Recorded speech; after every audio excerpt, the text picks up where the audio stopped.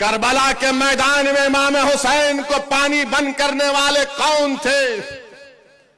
नवासे रसूल पर तीर बरसाने वाले कौन थे? अली असगर अली अकबर को शहीद करने वाले कौन थे?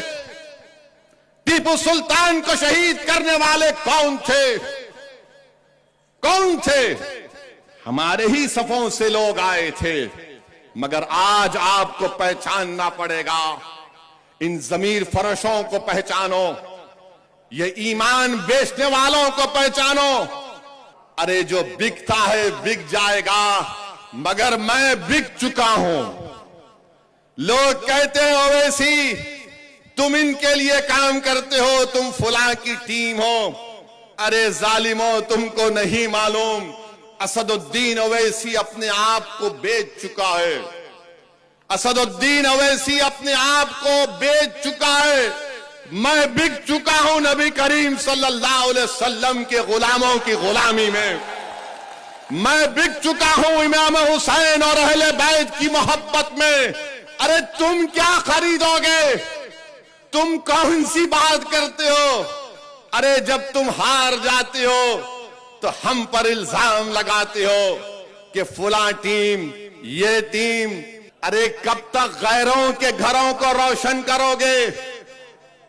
कब तक गैरों के घरों को रोशन करोगे? कब तक उनसे हमदर्दी करोगे? अरे अपने आप से तो कभी हमदर्दी करो।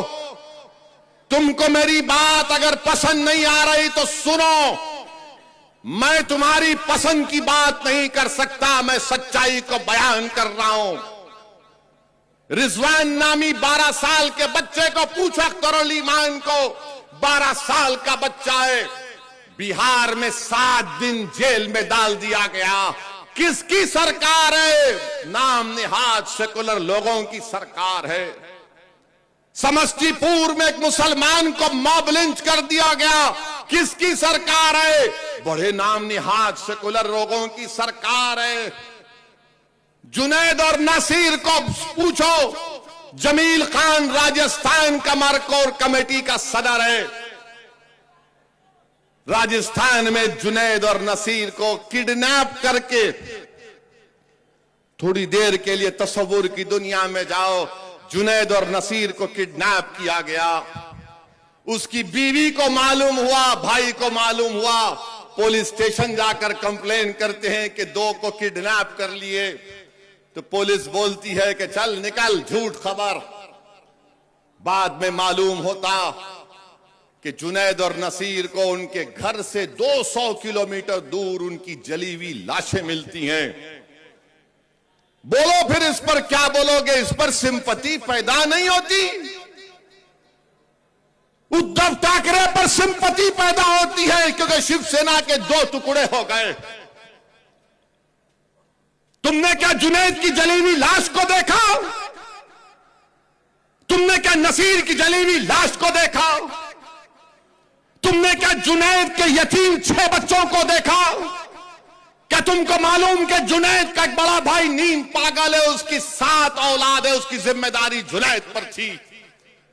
तुमको गैरों के लिए सिंपैथी है, अरे तुम्हारा भाई जो मर गया उसके लिए हमदर्दी नहीं होगी? तुम उनके घर को बचाओगे, अपने घर को बर्बाद करोगे क्या? यही फर्क है। असदुद्दीन ओवैसी कहता है कि अगर उद्धव ठाकरे का घर आबाद रहेगा तो जुनैद का घर भी आबाद रहना चाहिए। अगर शरद पवार के घर में लाइट होगी तो नसीर के घर में भी चमक होनी चाहिए।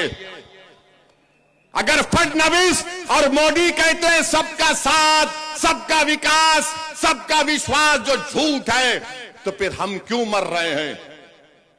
मेरे अजीज दोस्तों और बुजुर्गों, यही चीज इनको तकलीफ पहुंचाती है कि कौन है ये जो यहां पर आकर नाम लेकर बोलता है, अरे तुमको गुलामों और चमचों और कफन चोर की खव्वाली सुनने की आदत पड़ गई।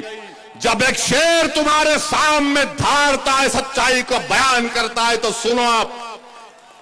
लोग बोलेंगे ओवैसी तेरी तकरीर से तो कोई इलेक्शन नहीं जीतता। गुजरात में साबिर काबुली वाला को मैं सलाम करता हूं। अरे हम चुनाव नहीं जीते, मगर क्या तुम ये कहोगे कि कल मैं नहीं जीतूंगा? आज नहीं जीता, ये बच्चे जिता देंगे इंशाअल्लाह ताला। आज नहीं जीता, ये बच्चे कामयाब कर देंगे। अरे मैं खबर में चला जाऊंगा तो यही बच्चे आकर मेरी खबर पर ठहर कर पुकार कर कहेंगे, ओवैसी तू दीवानों की तरह पुकारता था। हमने उस बात को समझा, देख आज हम कामयाब होकर तेरी खबर पर आए हैं। मैं वो काम कर रहा हूं, इम्तियाज वो काम कर रहा है, अख्तर अली मान वो काम कर रहा है, शौकत वो काम कर रहा है, जमील खान वो काम कर रहा है, हमारा वकील तमिलनाडु का वो काम कर रहा है, उस्मान गनी वो काम कर रहा है। मगर ये लोग क्या कहते हैं? ये लोग क्या कहते हैं? सेकुलरिज्म को बचाओ। अबे कौन सा सेकुलरिज्म है बताओ मेरे को, कौन सा सेकुलरिज्म है? क्या शिवसेना सेक्युलर है? शिवसेना कब से सेकुलर हो गई मुझे बताओ? क्या राहुल गांधी पुकार कर कहेंगे कि शिवसेना सेकुलर हो गई? दोनों शिंदे एंड उद्धव, ये राम और श्याम की जोड़ी है, कभी भी मिल ले सकते। मगर आप सिंपैथी नहीं है, जिनकी जिंदगियां बर्बाद हो गई। कभी श्री कृष्णा रिपोर्ट तो पढ़ो। हां, हमारे ही सफों में बाज लोग हैं और रहेंगे सुबह कयामत तक।